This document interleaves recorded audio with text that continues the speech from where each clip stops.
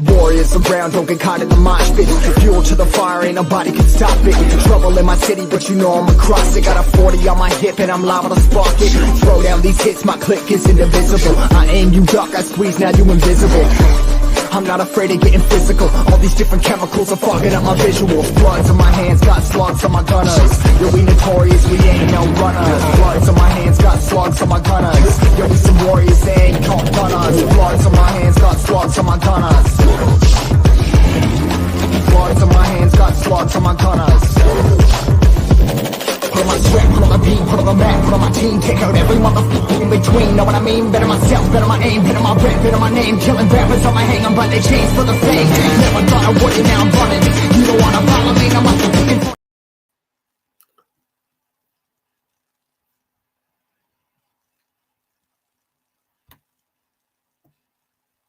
What's going on? Let me move my background. What's going on? What's going on? Peace and blessings and good evening. Welcome to another broadcast of Steve the Kidney Nurse. I am your host, Steve Belcher. Thank you for joining me. Man, this evening, we got a great show. And this is a show that, again, as I was telling the TikTok crew, give it up for the TikTok crew. What I was telling them, you hardly hear about shows really getting into the meat and bones of dialysis and the things that life still goes on. Life still goes on. Maybe you traveled before dialysis. Maybe you went down to Florida every year. You and your family, when it gets wintertime, the people travel down to Florida, got that home down in Florida, summer home, and then you come back up, and you got to make appointment at the clinic. You be there for maybe 2 months at one clinic, come back home, you back there for another 2 months. But what if you did home dialysis as well? This show is not about home dialysis. It's about traveling that you can still do dialysis. If you have patients, the point is, if you have people that travel every year, they're going. I know patients that do this. They go one place for the winter and they dialyze there. They know people at the dialysis clinic. Then they come back and they tell you all the different things they do at that clinic that they don't do at your home clinic. We see it all the time. And I truly understand. But the point is, if you just started dialysis and you used to travel, because the springtime is just around the corner. Just around the corner officially. Next month is March. You know, we've been having some crazy weather. Some crazy weather. Some places were snowing yesterday. I was like, my God. And here it is, 70 degrees here in Washington, D.C. And let's up, like, I think Philly or somewhere, it's snowing. New Jersey. Then today we see some snowflakes here. Nothing to stick on the ground, but crazy weather. But nevertheless, what if it's this your time, like you on spring break, or you got dialysis, you're a student or something, and every year you used to travel, and now you think it's over with. It's not over. And tonight we're going to talk about some travel tips that you can use. And if you're on TikTok and if you miss it, you come in late, you can always go to Facebook or YouTube channel Steve the Kidney Nurse and watch the replay. All right. So as I said, springtime and summer is just around the corner. And many patients, you just may not know about it. There are many patients that are hip to this and that are planning to travel, even as I talk right now. Lady on TikTok, I think she was a lady. If you weren't, if you was a man, my apologies. You can't tell with the usernames. But someone on TikTok said they're about to travel and they just called the facility terrified. Now you talking about being proactive. That's really proactive because that person want to make sure when they get in town, wherever they going, they want to make sure their treatment's set up, that there's no surprises. There's no jack in the box. So you can just walk right on in, sign your paperwork, and get your treatment.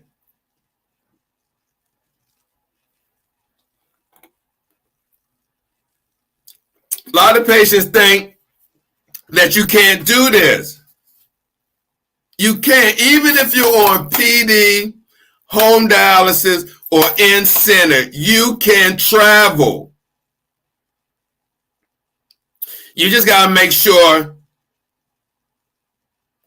all the logistics, let's say that, logistics are in place.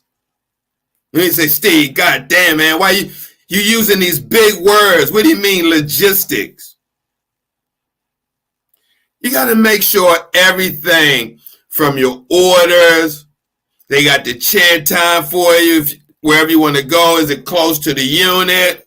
How far is from the wherever you're going to be staying to the unit? Are your orders there?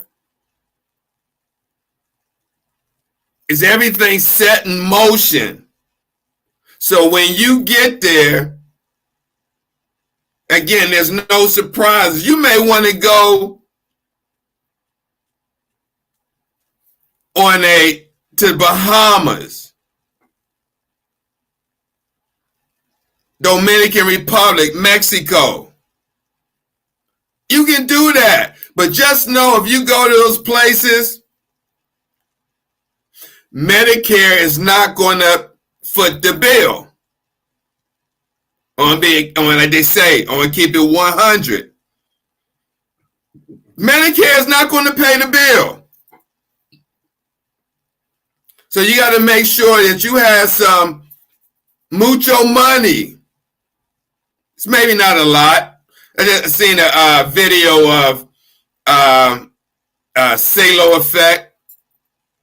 He went to Mexico, I think, and he recorded him doing his dialysis treatment in Mexico. Okay.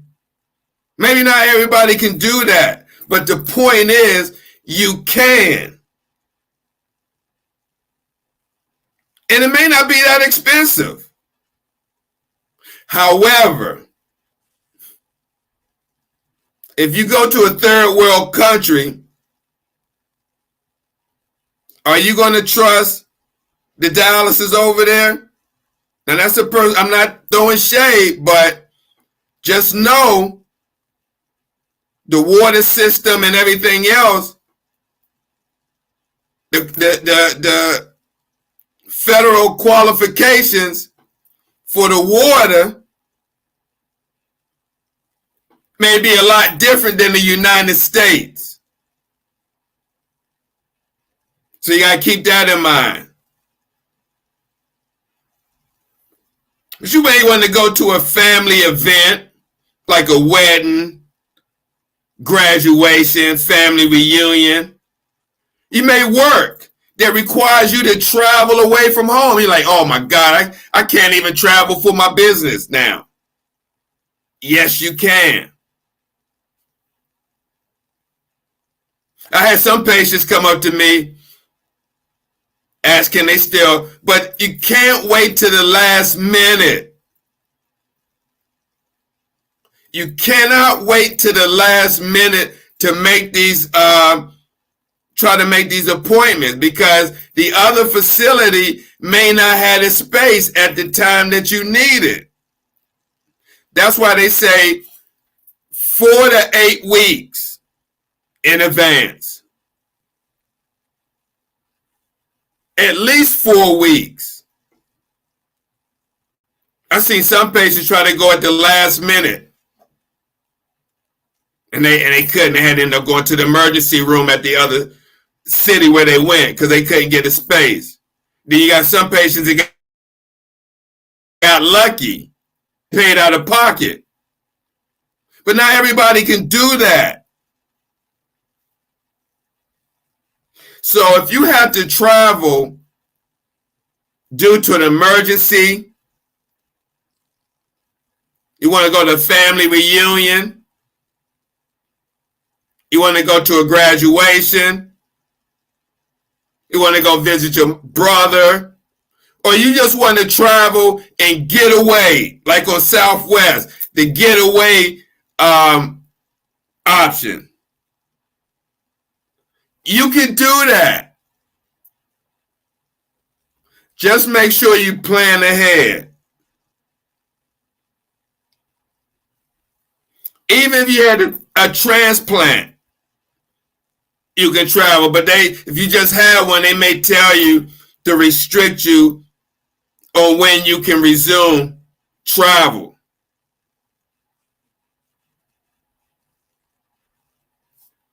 So if you on dialysis right now, you just started, and you like, damn man, I used to travel and now I'm on dialysis, I can't travel. So the one young lady, I can't think of her name, kidney patient on TikTok. She traveled to Kenya. Nice. The video she showed, some of the images, not in the dialysis unit, but where she was at, beautiful. Then she went to go visit her brother-in-law, Not sure it was family. Then she showed the other side. They say, what's the other side? Where she did dialysis. So if she can make that appointment in Kenya, what's stopping anyone else from doing it? Other than if you don't have it financially. But if you save up, you can still do it. This dialysis is global. It's just, are you going to trust someone overseas to do your treatment? You don't know them from a can of paint. And I'm not saying this to discourage you, but I'm saying it to be mindful, to know. Again, this goes back to knowing your treatment. How many hours? How much heparin you get? Because all that's going to be on the treatment orders.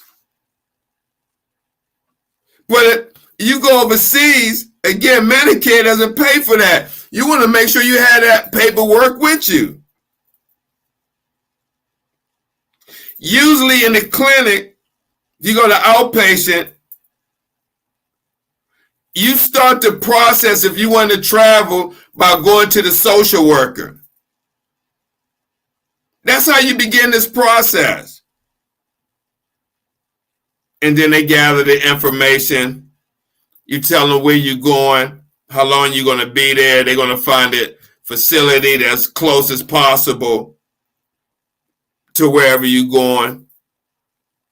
Then they're going to call them up, see if they got space available.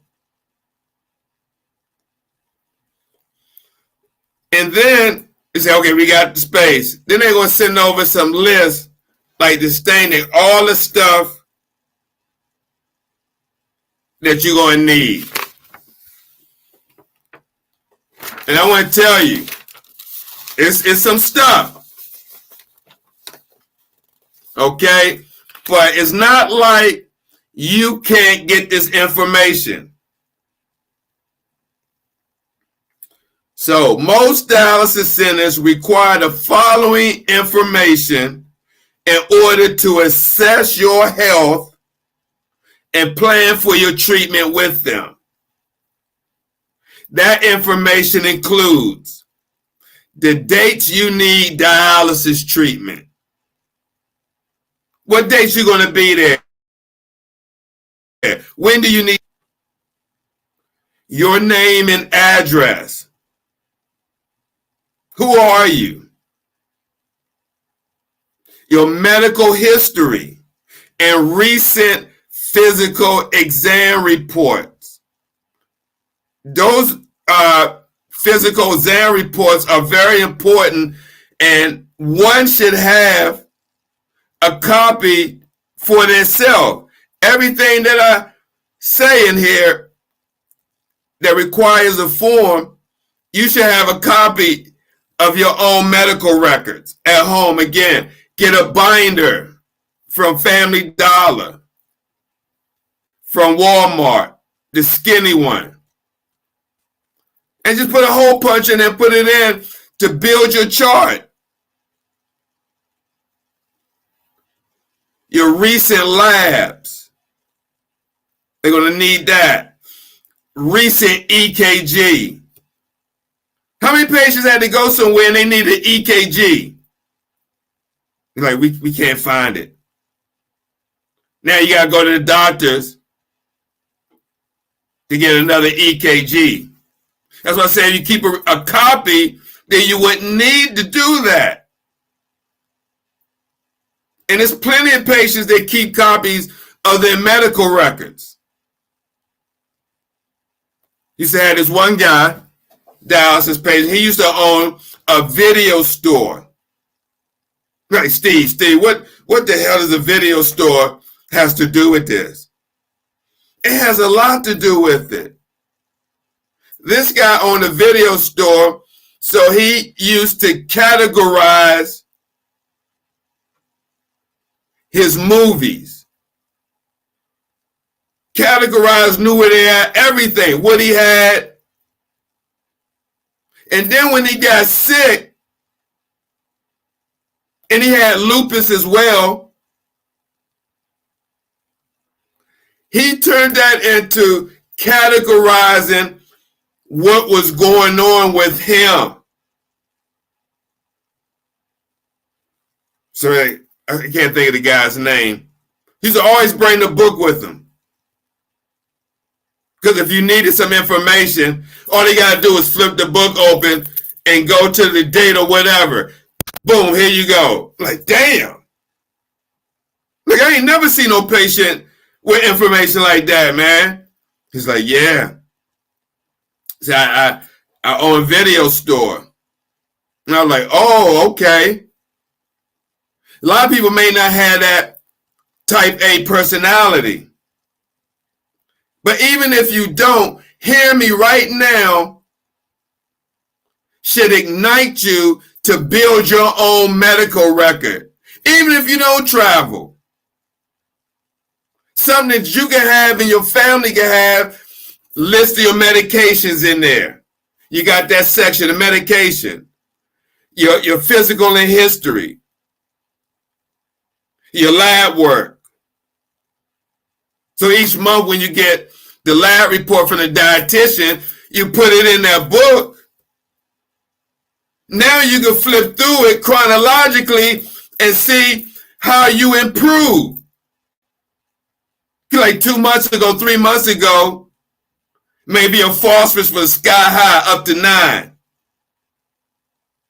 Now 2 months later, you put or implement what they instructed you to do, your binders, you watch products with added phosphorus and all that. 2 months later, you look at it, your phosphorus like 4. Like, God, dog. You can see your changes. But you won't know that if you got a great memory, then fine. But you hear a lot of patients say, oh, I can't remember because they call it brain fog. But really, it's the toxin. I ain't never on x-ray seen anything called brain fog. So, and it's not about dialysis, but I'm just saying. Another thing on a recent chest x-ray, your dialysis prescription, and 3 to 5 recent treatment sheets. 3 to 5 treatment sheets. You're like, damn, why don't I get that? And then your dialysis orders. Like, what are you talking? That's what I'm saying, the dialysis orders. How much time you run? You get any heparin? Your blood flow rate? What size needles you use? What medications you get on dialysis? What's your blood flow rate? What size filter do you use? You can't remember all that. But if you had it written down, even when you go to treatment, you see a new person. You got your dialysis book. Just take it to dialysis. Your dialysis log book. And you got everything in there. And you could be savvy on Excel or Microsoft Word. Now you build yourself a sheet, a sheet. When you go to dialysis, you got your pre-weight, your post-weight, your pre-BP, your post-BP, your pre-pause, your post-pause, your pre-temperature, your post-temperature. Now you're recording that, keeping a tally. And you're going to have to know your dialysis access type. Any special needs or dialysis requirements. information about your general health. Of course, insurance information, they're going to need that. Where you be staying in the area. And then a list of the medications you take during treatment and at home. Now, you're going to tell me this ain't a lot of stuff, and some of this stuff, for the majority of it, the social worker got to give it to the charge nurse, and the charge nurse got to fill it out. What if that paper needs to get back in a certain amount of time? And people just pussyfooting around, excuse my language, but they don't know what's going on. The social worker that gave the form 3 days ago. Here we go, a week. You want to know everything been happening. Let me check. Now, next thing you know, social worker go to charge nurse. They can't even find the damn form. Now you got to start all over.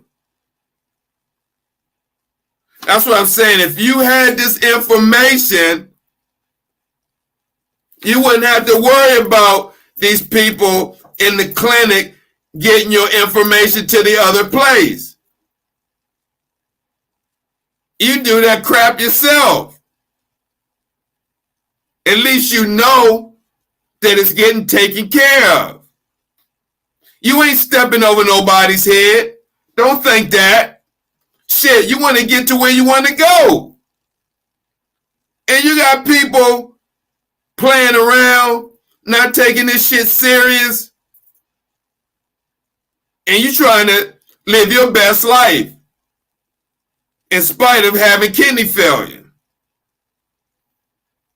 You ain't got time to hear any excuses, especially when there's several days before you're supposed to leave. So if you plan to travel and you don't like, hey, Steve, man, I can't even get in contact with the social worker. She ain't never there.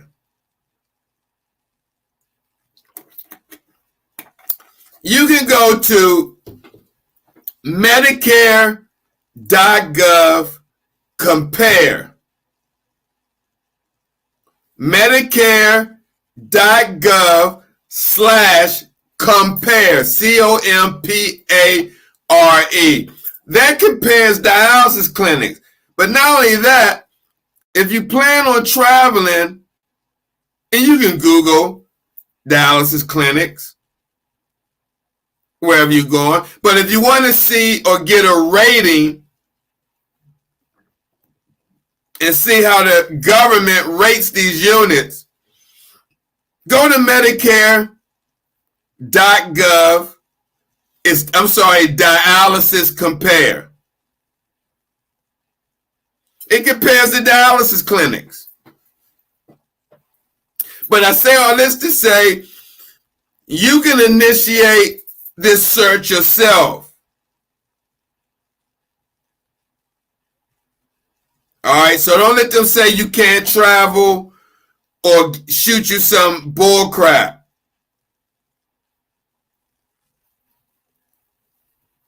A lot of people want to know, if I travel, like, how can I be sure about the quality of care I be getting away from my regular unit? Yeah, again, I will be thinking about that too.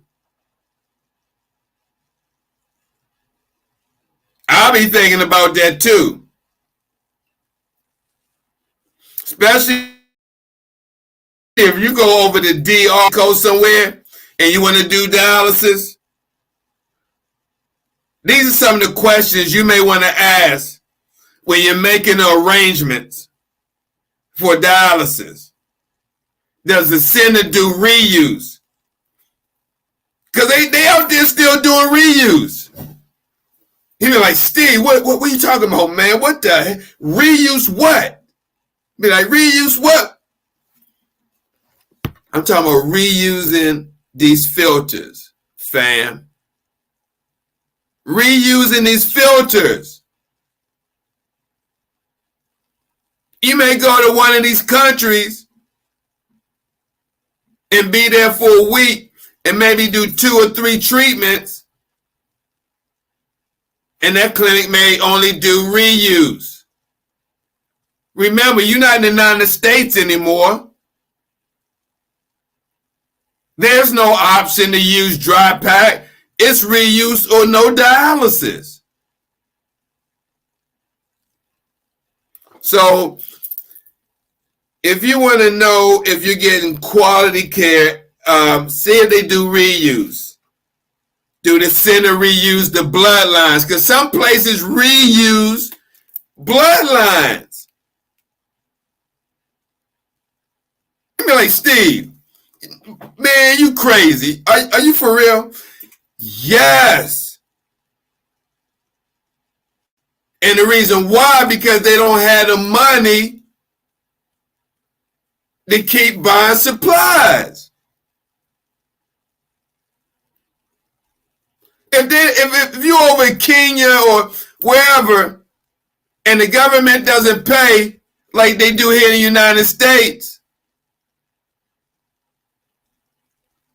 then who's going to foot the bill? Or they pay a certain amount. How are you going to keep getting new lines? That costs money. No, maybe just invest in a reuse machine. Reuse everything. Reuse the filters, reuse the lines. That way we can maximize our profits. We can maximize it. And that's what Fresenius and DaVita did back in the 90s. They reused the filters to maximize their profits. That's why on TikTok, I always do a pre-TikTok party. We was listening to Public Enemy, Fight the Power. And I said, if you for patience over profit, fight the power. You had kidney warriors that's still around today that went through reuse. Reusing these filters with formaldehyde in it. You got a lot of warriors now today, they don't have to experience nothing like that. But what in the world, there's nothing medically beneficial, and after you use this device, after all your blood went through it for 3.5 hours, your blood done went through it, it done did what it's supposed to do. Instead of throwing it away, discarding it with the other medical waste, they want to take it to the back room where you got the reuse technician, the boogeyman. He's got the thing on the hose, and he's rinsing the blood out, high pressure hose, and next thing you only see this blue liquid filling right up, blue liquid, the formaldehyde, embalming fluid. Then he stamps the person's name on it, put it on the shelf. Also, what you want to find out from that unit, what is the average treatment length of dialysis at that clinic? They may only do 3 hours. That's all you're getting. We're not doing no. And you may do 4 at your clinic, 4.5. We only do 3 here. Take it or leave it. Like, okay, I guess I got to take it. But if you got money and you're paying out of pocket, you can go anywhere you want. Just make sure you know what your orders are.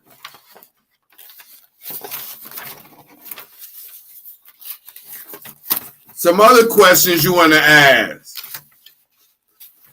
can they provide the treatment time your doctor has prescribed? You're going to Mexico, we need you to do 4 hours. We get to Mexico.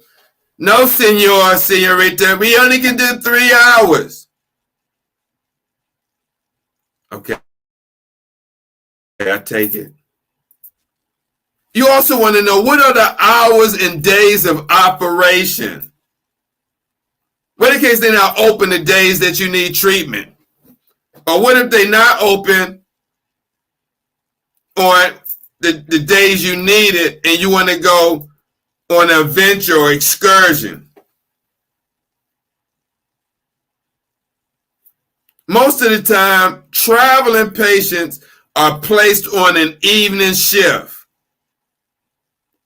which can end as early as 7:30 p.m. or as late as 2 a.m. 2 a.m. you're walking out of the dialysis clinic. Yes, they got clinics 24 hours. You go up to Boston, Massachusetts, home of Fresenius Medical Care. Somewhere up there they got freaking 100-chair unit. 100-chair unit. Operating 24 hours. You can't possibly imagine going to a clinic, operates 24/7, that's 100 chairs.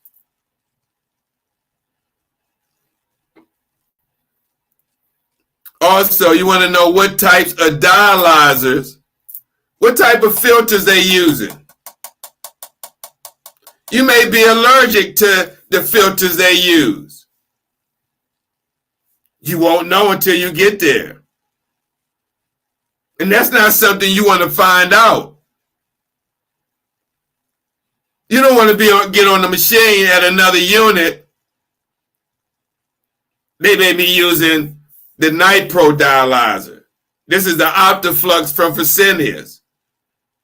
The other unit may be using a cheap one. Next thing you know, you get on, you have an anaphylactic shock. And they ain't got no Benadryl. The next thing you know, you going out 911 to some hospital in some foreign land that you don't know nothing about. So definitely find out, if you traveling anywhere, other things you want to know. Can you use the same type of dialyzer you use at your home center? What type of dialysis machine does the center have? Is it high flux? Is it conventional? Does the center routinely provide lidocaine? Again, you don't know these guys from a can of paint. And now you go into a center and somebody named Carlos or Susie or Becky or even Steve get ready to stick this needle, hey Mel, in your arm. You don't know. And again, we got one kidney warrior just bring to mind about traveling is Melanie Pena, kidney warrior that does PD at home. She got invited to the kidney walk in New York. She's down in Florida. She probably like, oh my God, I didn't know I can travel. She didn't let dialysis stop her from attending the National Kidney Foundation walk event in New York. You watch her video, she's excited. Like, F that. I ain't gonna let this disease stop me from doing what I want to do. And she packed her bags and whatever she needed and did her treatment in New York. Yeah, it takes some work. It takes dedication, but it can be done. Also, you want to know if the unit use lidocaine, because again, you have somebody named Steve, Carlos, or James, or Letitia, about to put a 15, 16 gauge needle in your arm. Also, you want to ask them, are patients permitted to eat or drink while on dialysis? You may be the type that need to have something because you're diabetic. You may bring some carrot sticks to your regular unit. You may bring a sandwich, some carrot sticks, or some sliced apples, and a little small 8-ounce bottle of water. And you know, your treatment, take some water.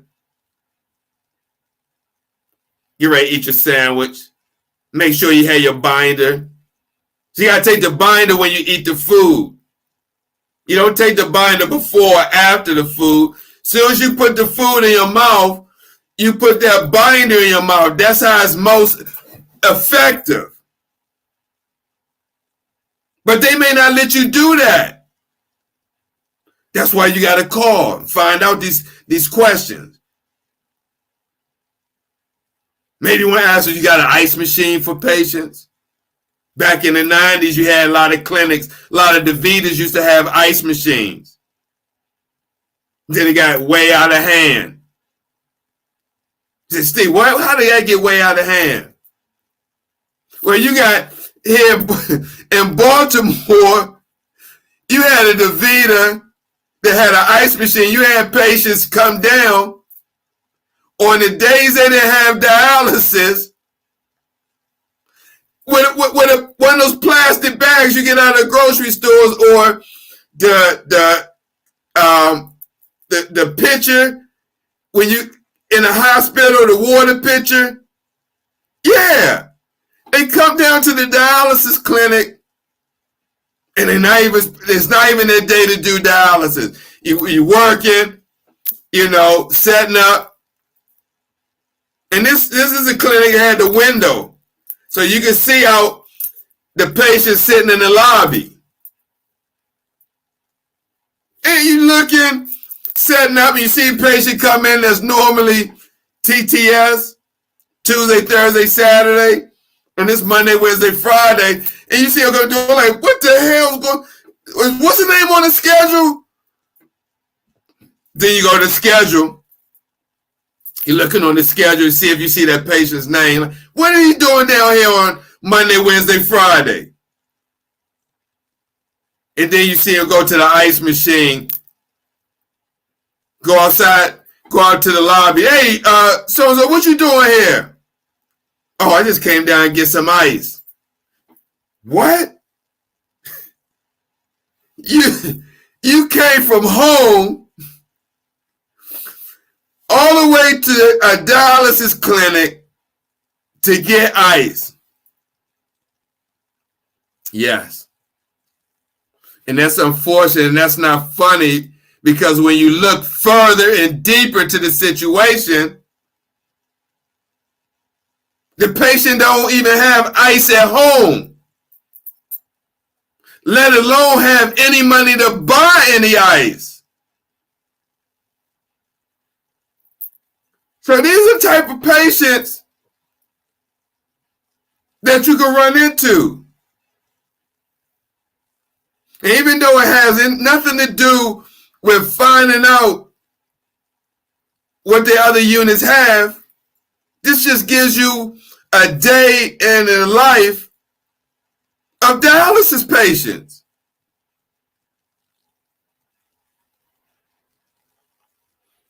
You also want to know, is there public transportation available to get to the center? Also, a big one, how many patients are assigned to each nurse or patient care technician? You may go down to North Carolina, somewhere down south, And they easy got 4-to-1 ratio down there. You say, Steve, we talking about 4-to-1. For every 4 patients, you have a nurse or a technician taking care of you. Well, you could be in D.C. or Maryland, and it's 3-to-1. Now you got an extra person. You go down there, and a person taking somebody else off. It's time for you to come off. And you wonder why he take you off, because he's taking on somebody else. So you want to know what is the patient ratio. You know, how many patients are assigned to each tech or nurse. Also, you want to ask, can you get all the medications that you get at your home center during dialysis? If you get EPO, you want to get EPO. Like, Steve, what is EPO? Well, EPO, or erythropoietin, right? This is a teachable moment. Is normally, it's a hormone that is excreted from the kidneys to signal the bone marrow to produce more red blood cells, right? Now, when your kidneys fail, that can't happen. And now your bone marrow is not producing more red blood cells, and that's where the anemia comes in. So now we got to give you the EPO synthetically, man-made. Come in a little bottle, or may come in a box. This is called Air Nest. You got 4 in the pack. They like little injectables. We can either put it in the line or give it the person sub-Q. Let's see, what is sub-Q? Subcutaneously, meaning in the fat tissue, like in your stomach, how you give yourself insulin. Or under your arm, the fat part of your arm. And this helps build your red blood cells, your hemoglobin level.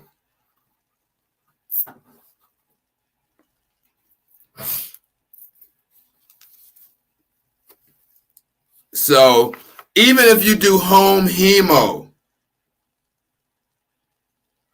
you can make arrangements on your trip.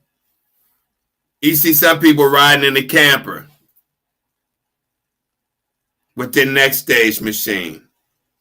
And let me show you guys how the next stage machine look. If you're watching on YouTube, that's it. And let me put it on my screen. What's up, TikTok? Show you the machine that I'm talking about now. This is the home machine. It's a small unit, right? Now, just think about this for a moment. If you got a car or a van, and say you drive, say 300-400 miles, whatever, or wherever you go, if you drive it, you can put this in your car.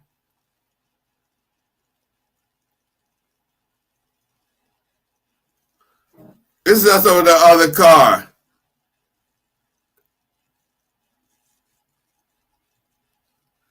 You know, so if you're interested in home dialysis or you're doing home dialysis, yes, you can take your machine with you. And just to sum up a question or a statement I've seen on TikTok, diabetes is the leading cause of kidney failure, with hypertension coming in at number 2. Yes, there are other illnesses that lead to kidney failure and kidney disease. However, those other illnesses does not substantiate, okay, does not substantiate the many dialysis facilities that you see across the United States. That's diabetes and hypertension, bar none. Okay? So, also, let's look at this. If you do peritoneal dialysis, what should you know about traveling? Say you just started PD and you want to know if you could travel because you're used to traveling before this whole dialysis. To be honest with you, traveling is often easier for peritoneal dialysis patients because they are not dependent on the availability of a dialysis unit. Yes, they ain't got to call to make sure their information is there. They ain't got to do that. All they got to do is pack the PD solution, the machine, whatever they use at home, into the vehicle and off they go. Peritoneal dialysis patients still need to plan ahead, of course, and arrange for backup medical care for their trips as they do hemodialysis patients, because something could happen. What if your machine breaks down? But what would you do if the machine breaks down and you don't have any other access but your PD? Now you got to do it manually. That's why you should know both. How to do a manual PD and a PD with the cycler.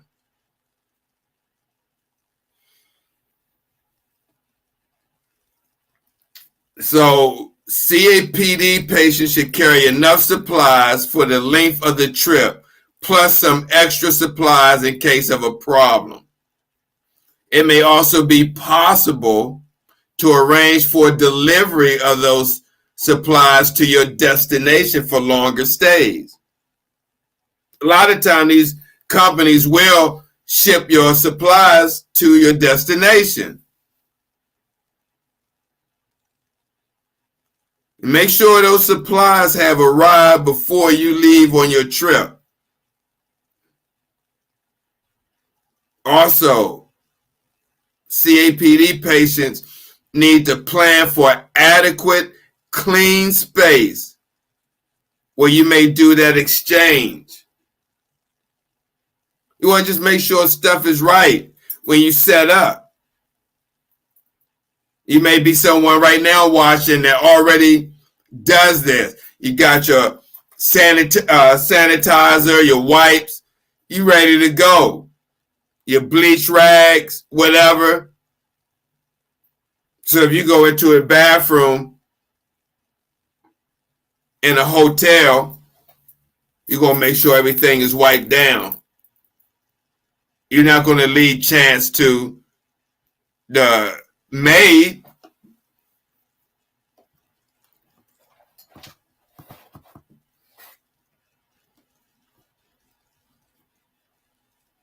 Some people want to know, if I'm on the transplant list, can I travel? Yes.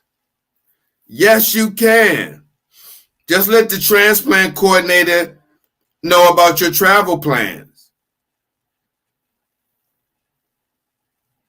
You know? So don't let kidney failure stop you from traveling.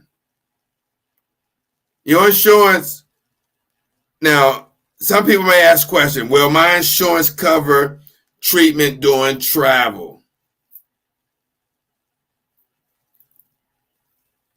If Medicare is your primary coverage, Medicare will pay 80% of your treatment costs within the U.S.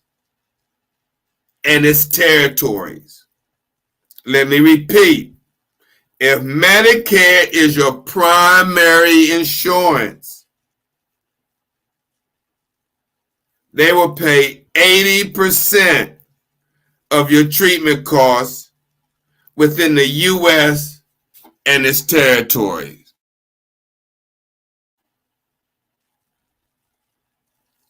All right. You will be responsible for the remaining, you'll be responsible for the remaining 20% not covered by Medicare. Some places, they want their money when you arrive. They tell you, bring a check. They want their money. It ain't no, oh, we bill you. We want our money. We want that 20%.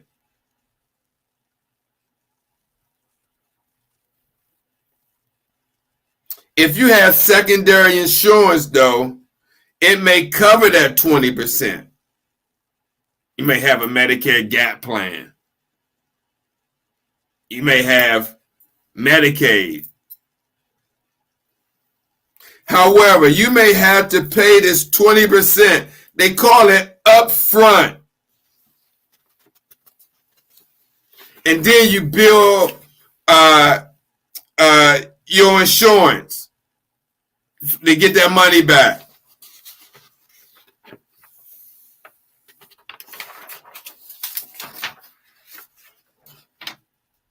So if you decide that you want to continue, if you used to travel and you want to travel,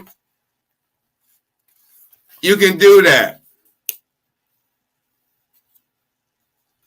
Now, if you have commercial insurance as your primary insurance, you may need to request a letter from your insurance company stating that they will pay for your treatment at the transient dialysis center or the clinic that you're going to.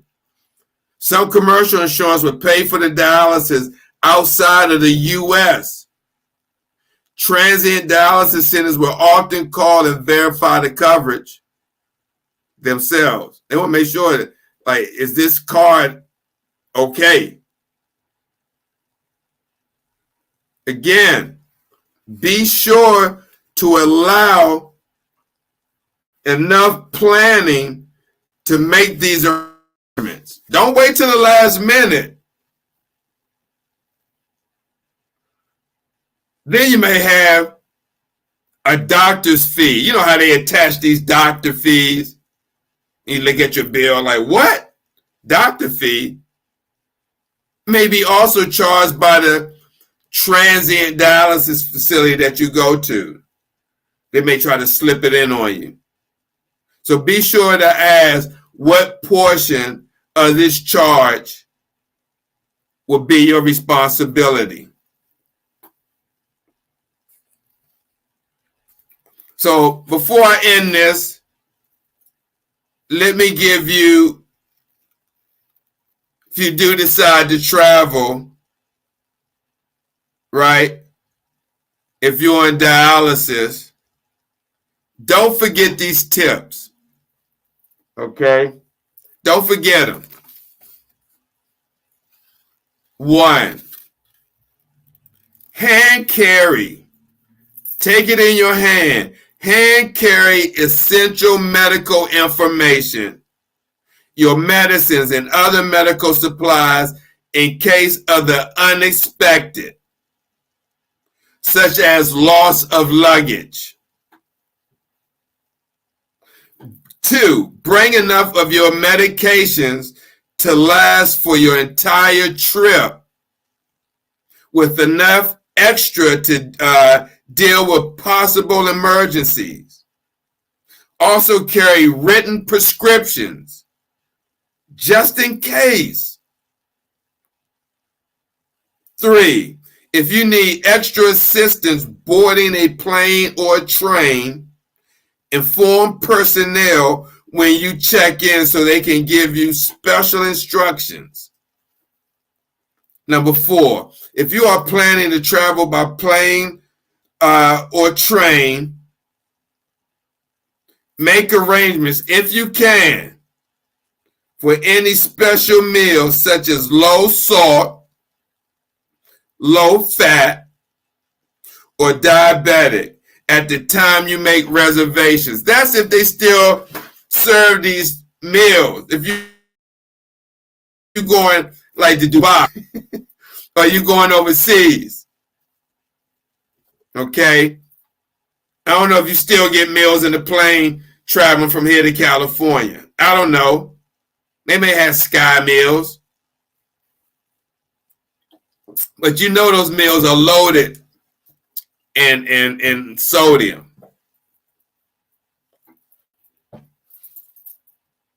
Also, when you're making a hotel reservations,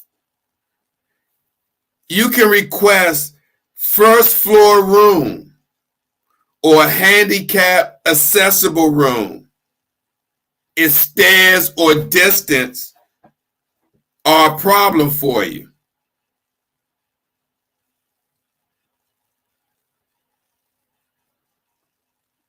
And last but not least, if you are a travel agent, if you use a travel agent, because some people still use travel agents. Yes. If you use a travel agent, tell the agent about any special needs that you have, such as special meals, accessible rooms, and assistance while changing planes.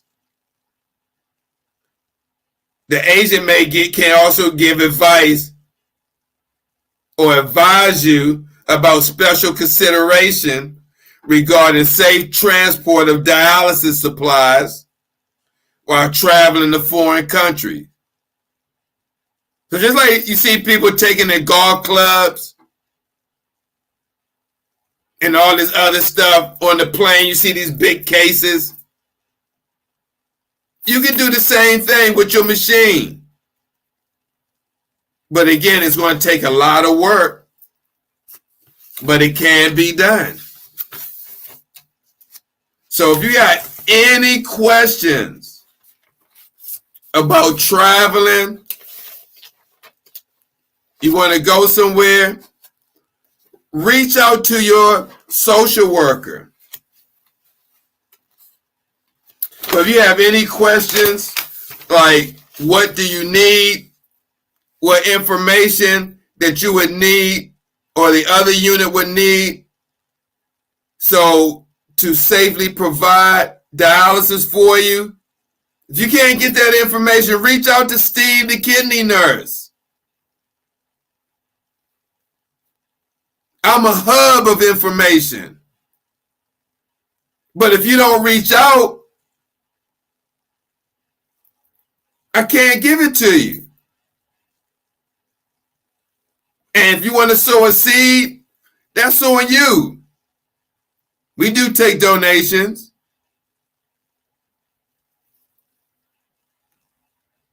But again, I'm going to go over one more time before I end this broadcast. What information will the transient, the facility that you may go to, or you may want to go to because you may want to travel, what they would need to safely provide dialysis for you. Most dialysis centers require the following information in order to assess your health and plan for your treatments with them. Here we go. The dates that you will need the dialysis treatment. They want to know the dates so they make sure they got the space. They need to know your name, address, etc., your medical history, and recent physical exam reports. your recent labs, recent EKG, recent chest x-ray, your dialysis prescription, and 3 to 5 recent treatment records. Those are your records. Like when you go to dialysis, that's a treatment record. That 4 hours where we do the blood pressure and check your everything in the machine, and you complete the dialysis, your pre-weight, your pre-BP with your post-BP. All that is a record of your treatment. They want to know what? If you have any type of issues on dialysis, they're going to know that if you on dialysis and one that always experience low blood pressure or cramping, that other unit needs to know that. It's called continuity of care. So you don't go to the other unit and they think one thing, they trying to pull off 3 liters, 4 liters, and you over there cramping. And be like, I ain't coming back to this unit. Then you got the whole language barrier. If you don't know Spanish, you're on your phone going to Google Translate. Pain, pain, pain. And then you put up there, the Lord, the Lord, the Lord. And you be looking for the word cramping. You go to Google Maps. And you be like, let me go to Google Maps. I'm cramping. And they don't understand it. Maybe they may have a universal sign, you holding your leg, doing that. But you go to Google Maps and you be like, Google Translate. Like, what is it? Please, please. And be like, you go to Spanish to English to Spanish. And you put in cramping. And put in calambres, calambres. Cramping. It'd be like Calambres. Yeah, calambres. He be hitting up. Calambres. He be throwing it and they trying to understand. Calambres, calambres. So you just want to make sure you know what's going on with your treatment. Again, they're gonna want to know your dialysis access type, any special needs or dialysis requirements, information or general health, insurance information, of course, where you'll be staying in the area. All this is if you're in the United States, especially with the insurance. Unless you got private insurance and they pay for you overseas. And then a list of medications you take during treatment and at home. So with that being said, don't let nobody tell you you're just starting dialysis that you can't travel, because you still can. Your life is not over with. So with that being said, I'd like to thank everyone. Let me read my comments from from Facebook. Wow, thanks for this information, Steve. Thank you, Camille Pentuso, for joining the broadcast. Thank you and comment. Oh, Brother Tom, thank you for watching and commenting. Bless you too, Brother Tom. Thank you. It's Tom all the way out of Florida. Thank you for watching. And Miss Gwenny Theo Nelson, good evening and thank you for watching as well. Again, traveling and dialysis. You may have seen people, especially on Facebook. I can't think of the couple's name. They drive around in a Netflix. What I'm doing. My mistake, not Netflix, the Next Stage truck or camper connected to their truck. It's the Next Stage. And that's the company that has the machine. And they go around and they're doing the dialysis inside the camper for home dialysis. They pull up to the dialysis unit. You come out of dialysis, like, what is that? I'm like, wait a minute. No one ever told me I could do home dialysis. And you walk in there, you see the guy on dialysis. You're like, damn, you can do dialysis outside of a clinic? Yes. You got people on camping trips with the next stage outside. So don't let this fool you. Okay? Don't let it fool you that you're only subjected to your dialysis clinic chair and that you can't go nowhere, especially when it comes time for graduations, reunions, birthdays. If you want to always travel and now dialysis has impacted your life, know that you can continue to travel. Don't let this stop you. All right, with that being said, let me shut down the YouTube and Facebook show and be on TikTok for a little bit. But thank you guys for watching. If you want to see some more of me, I'll be on TikTok for about 5-10 more minutes, shooting it with them. That's about it. So other than that, take care. God bless. Again, if you got any questions about traveling and dialysis, please reach out to your social worker at your unit. And if you can't, reach out to your nephrologist. Reach out to someone. Just don't sit there and say, I can't travel, because that's not the case. All right? All right, guys. Have a great Sunday. Stay blessed and encouraged. And we see you around. Thanks for watching. Peace.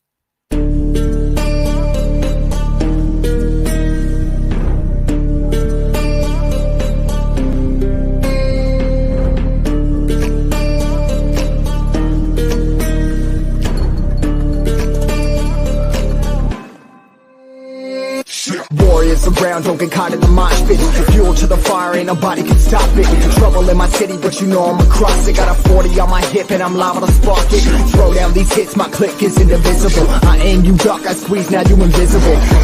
I'm not afraid of getting physical. All these different chemicals are fogging up my visuals. Bloods on my hands, got slugs on my gunners. Yo, we notorious, we ain't no runners. Bloods on my hands, got slugs on my gunners. Yo, we some warriors, they ain't called gunners. Bloods on my hands, got slugs on my gunners. Bloods on my hands, got slugs on my gunners. Put on my strap, put on the beat, put on the map, put on my team. Take out every motherfucker in between, know what I mean? Better myself, better my aim, better my rap, better my name. Killing rappers on my hang, I'm by their chains for the fame. Never thought I would it, now I'm running. You don't wanna follow me, now I'm looking for